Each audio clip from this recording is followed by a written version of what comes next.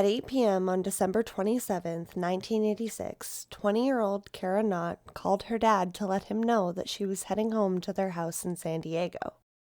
She had been visiting with her boyfriend a short distance away who was sick with the flu, and she was taking care of him for a few hours. But by 10 p.m., when she still hadn't arrived home, her parents knew that something had to be very wrong, and a search began for their daughter.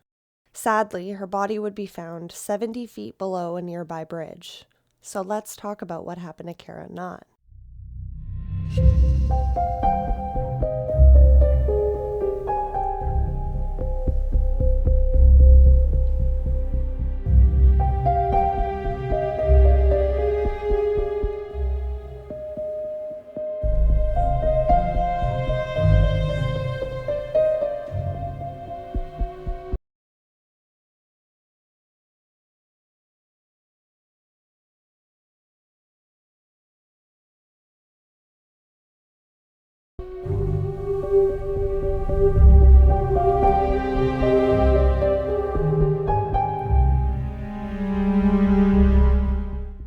Hello and welcome to another episode of Truly Twisted. As always, I'm your host, Alicia Watson, and every Thursday I will be bringing you a story that is always victim-focused and fact-based.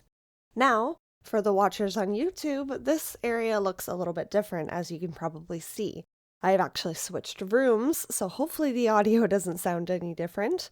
But that said, please bear with me while this area inevitably goes through a few changes. I am now actually sharing my space with my husband. Growing up, I loved forensic files, and I recently discovered that all seasons are free and available on the Roku channel. So I threw on a random episode to watch before bed, and naturally now I have to tell you all about it. Today I will be telling you about the murder of 20-year-old Cara Knott. And thankfully, her killer was caught in an ironic twist of fate. Cara Evelyn Knott was born on February 11th, 1966, and I'm actually recording this on what would have been her 60th birthday. She was born to parents Joyce and Sam Knott in Ventura County, California, and had 3 other siblings. After graduating from high school, Cara enrolled at San Diego State University so that she could pursue her dreams of becoming a teacher and still live with her family at home. She loved animals and worked part-time at the zoo and did track and field in her spare time. She was also dating Wayne Bautista, and the two of them, quote, could stop traffic. They were honestly a very beautiful couple together. Over Christmas break from school, Wayne had been sick with the flu, so on December 27th, 1986, Cara drove to Escondido, where he lived, to take care of him. And this was about 40 minutes away with traffic, and a drive that she did often. Her mom Joyce was a nurse, and she remembered that Cara had called her to ask her a few questions that night. Then, at 8 p.m., Cara called and spoke to her dad Sam to let him know that she was on her way home. Hours passed, and Cara still had not returned home, and obviously this was a concern for her parents, as it was a short drive, and it was the time before cell phones were super common. So if something had happened en route to her, like her car breaking down or an accident occurring, she wouldn't be able to call and inform them right away. At 10 p.m., Tara's dad got a horrible gut feeling, and he told his wife that he was going to go and find Cara. He got in the car and started to drive the route that she would have taken. Her mom called Wayne to ask if she had maybe come back to his house or if maybe he had heard from her, and he was still in bed from when she left and shared the same concern with her mom. Joyce then started calling local hospitals and police stations to see if her daughter had been admitted, and this was a feeling that Sam would later call a call to his soul, which is just heartbreaking. The next day, Cara's family returned to their search, and they went down the Mercy Road exit off of Interstate 15. This took you to a darker part of the highway under an overpass where there was a dead end. It was eerie and overgrown, but there they found Cara's cream-colored Volkswagen Beetle. She was not there, and it was tucked away so that from the highway, Sam wouldn't have been able to see it while he was driving. The car keys were still in the ignition, and Cara's purse was on the passenger seat, and her driver's side window was rolled down part way. Her family called the police to notify them that they had found her car, and they met the family to canvass the area. Now, highways are built around a variety of trains, and this area is no different. Detectives combed through the area, and 70 feet below a nearby bridge, they found the body of a young woman. And it was Cara Knott. The officers on scene informed Cara's father that she was dead, and his response was something that stuck with every officer on scene. He nodded and he said, "I wish you could have known her. She was an angel." Investigators were stumped from the start because there would have been no reason for Cara to be on that road, or have gone down that exit. All of her belongings appeared to still be in her bag, so robbery wasn't the motive. So who could have done this? Her cause of death was listed by the medical examiner as strangulation. She had ligature marks around her neck, and she also had a deep, mysterious bruise over her right eyebrow and her cheekbone, like she had been hit with something long and hard. Cara's purse also had a receipt from a Chevron gas station 15 miles away from the crime scene from that evening. Investigators went there to talk to the employees that had been working that evening, and they stated that they had remembered her. She was very pretty, but they didn't see anyone with her. She filled her car, paid for her gas, and left alone. She appeared friendly and was in a good mood. Nothing was out of the ordinary. On the bridge that Cara was found under, there were 2 skid marks directly above where her body had fallen. At a quick glance, investigators didn't know if it was from a vehicle accelerating or braking suddenly, but they were definitely fresh and at least from the last day or two within the investigation following the discovery of Tara's body. The skid marks were 53 inches apart, which indicated that they were on an axle of a larger vehicle. There was no damage to Cara's vehicle, so she appeared to have pulled off the highway willingly and driven to that spot. But why? Was she stopped by somebody? And if it was willing, investigators knew that that meant that she knew that person, or at least felt safe with them at the very least. Since Wayne was the last person to see Cara alive, and somebody that she would have trusted, he was the first person of interest in the investigation.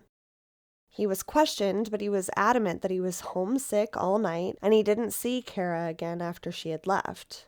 And his sister confirmed this. That, and no one really believed that Wayne would hurt Cara anyway, but they had to do their due diligence.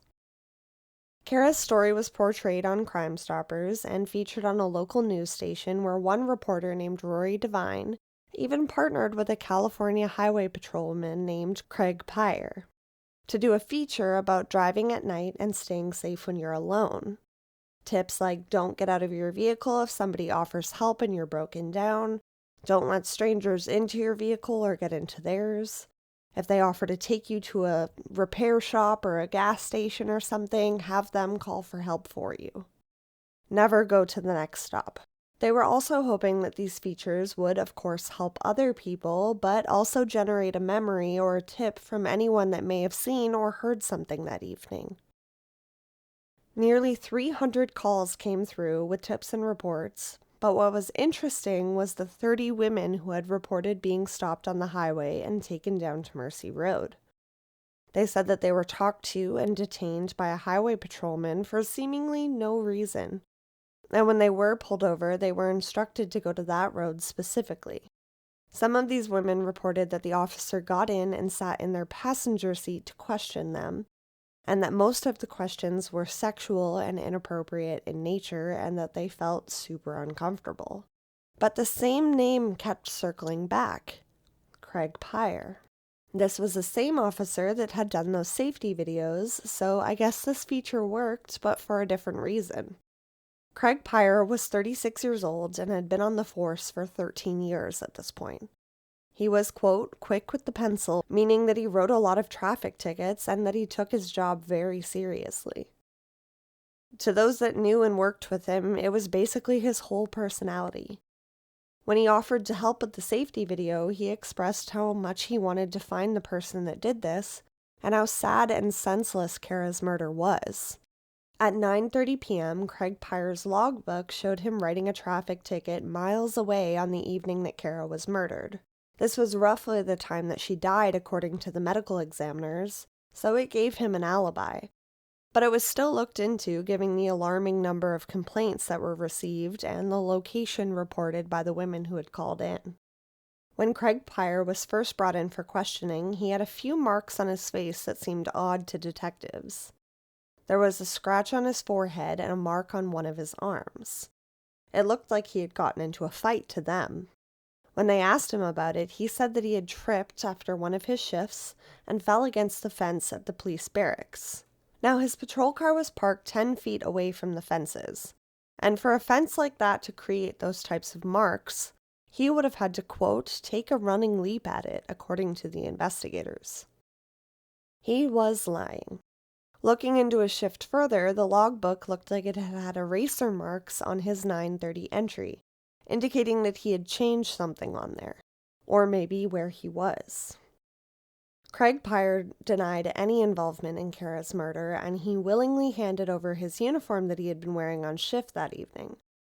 He was sure that investigators wouldn't find anything and that he would be able to go back to work.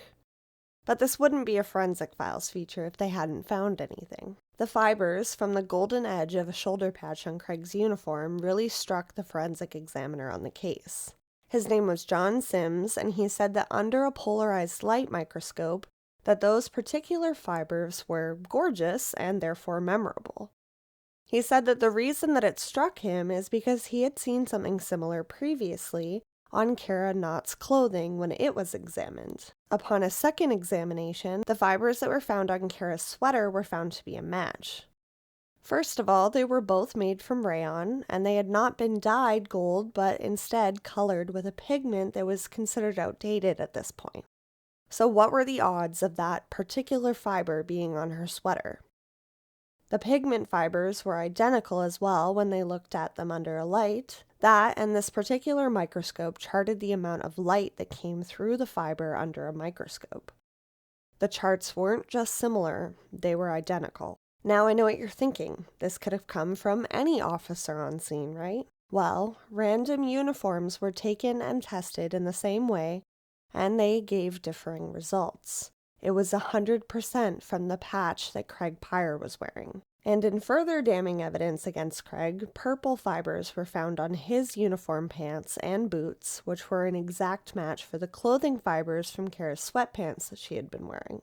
This is what forensics called a cross-transfer. It's not a lot, but it's a quick interaction, and something like this can happen. Luminol was used in the trunk and in the backseat of Craig Pyre's police car, but no blood was detected. But when they looked at the spare tire, there was a strange, small piece of yellow rope underneath. When the rope was compared to the marks from the ligature bruising on Cara's neck, it was an exact match in measurement and in coil marks from that particular piece of rope. They were all 7/16 of an inch. It felt like that particular piece of rope likely caused that injury, according to the medical examiner. And on Cara's shoe, there was a tiny drop of blood. This particular blood type did not match Cara's, and at the time, that is really all they had to go on when it came to DNA and blood samples. The blood type on her shoe was type AB, which is the rarest blood type in the United States, and was also the blood type of Officer Craig Pyre. How many points is that against him now? 5? Including the 30 women who said that he inappropriately questioned them in that exact same area? The skid marks found at the scene on the bridge were 53 inches wide, like I said earlier, and this was also the same distance between the tires of Craig Pyre's police cruiser. The size and shape of the bruise on Cara's face were a similar size and consistent with a bruise that the weight of a police flashlight might make. Investigators and medical examiners agreed that it looked like Craig Pyre had backhanded Cara with his flashlight, where the light end struck her forehead and the base part struck her cheekbone. 21 days after Cara was murdered, Craig Pyre was arrested and charged with first-degree murder. Prosecutors believed that Craig noticed Cara when she was at the Chevron filling her vehicle. He then followed her along the highway until she was close to his favorite question spot. He turned on his lights and used his loudspeaker to tell Cara where to pull off at that exit. Having no reason to have ever driven off on this exit, Cara likely didn't know that where she was driving was going to be deserted. When they stopped driving, Craig Pyre probably got out of his cruiser, walked over, and tried to get into Cara's passenger seat like he had done with all of those other women. And when Cara likely refused, he forced her to get out of the vehicle. Cara probably felt uncomfortable and threatened and fought back, scratching Craig on the face. Craig then hit her with his flashlight and knocked her unconscious. Realizing that she would now be able to identify him and that he had gone too far, he took the rope from his trunk and strangled her with it. He then put her on the hood of his car so she wouldn't leave any evidence in his cruiser, and drove the short distance to the bridge before tossing her over that 70-foot drop. After dumping her body, he sped off quickly, leaving no skid marks. Craig Pyre was found guilty and sentenced to 25 years in prison, and he continued to deny that he had anything to do with Cara's murder. But as DNA technology advanced, prosecutors offered to have the blood on Cara's boot tested against his, and he quickly declined. He knows very well that it would be a match to his. The scariest part about this is that Cara's is not the first murder of its kind to take place with a ruse like this. Over the years of researching, I have learned that we have a right that not a lot of people know. If you are pulled over and you feel uncomfortable about the location or time of day or officer, you can absolutely say that you will go to the nearest police station or public location with them. You also have the right to ask for a badge number and a name if you want to call the station and verify the legitimacy of an officer as well. People like Ted Bundy faked being a police officer in order to get women alone. When people appear to be of authority, people around them are more likely to be complacent. And I just want to remind you listening to listen to your gut. Take that extra step if something feels off to you. Police officers are also not allowed to enter your vehicle and sit in your passenger seat without your consent. And to clarify here, I am not at all victim blaming any man or woman who has been in this situation and lived to tell the tale or not. I am simply giving you the information that you need in these instances because it's hard to think logically when you think that you're being pulled over or in trouble with cops. I get it. When a cop is not pulling me over and just in traffic near me, I'm nervous, even when I'm not doing anything wrong. And sadly, Cara's father suffered a heart attack on November 30th, 2000, while tending to a memorial garden that was built for Cara just a few yards away from where she was found. He was just 63 years old, but knowing how close he was to his daughter, I think losing her in that way was too much for him. And maybe being there in a small way, he allowed himself to let go. And that is the story of 20-year-old Cara Knott. She had so much more life to live, and honestly, her death is truly senseless. And now we are going to take a quick moment for the missing.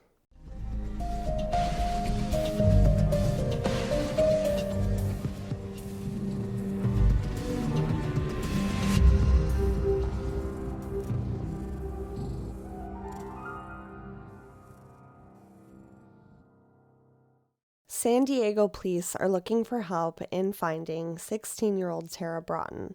She was last seen on December 2nd, 2025 in the San Diego area, and since then there has been no confirmed contact with her and no verified sightings.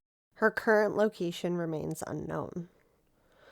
Law enforcement are continuing to investigate and spread public awareness, and anyone that may have seen Tara, spoken to her, or have any information about her disappearance is encouraged to come forward. Even the smallest detail could help. If you have any information about Tara's whereabouts, you are asked to call the San Diego Police Department at 619-531-2000. And please continue to share her post and increase visibility for her family. They are very concerned about her well-being. Tara is a black female with brown eyes and dyed blonde hair, and she typically wears it in pigtail braids. She also has a piercing in one of her nostrils and her septum pierced. I do hope that Tara is found safely, and if you have any information, I do encourage that you come forward. I will share her photo on social media as well as on this YouTube video. Now that is it for this week's episode. I do hope that you enjoyed it. I just want to encourage that you leave me 5 stars wherever you are listening now. It really is the best way to spread the word. And if you're listening on Spotify, do try your best to download the episodes. It helps me know that you are listening. And I will see you next week for a brand new episode. And in the meantime, remember, you are wanted, you are loved, and you deserve to be here. And I will see you next week.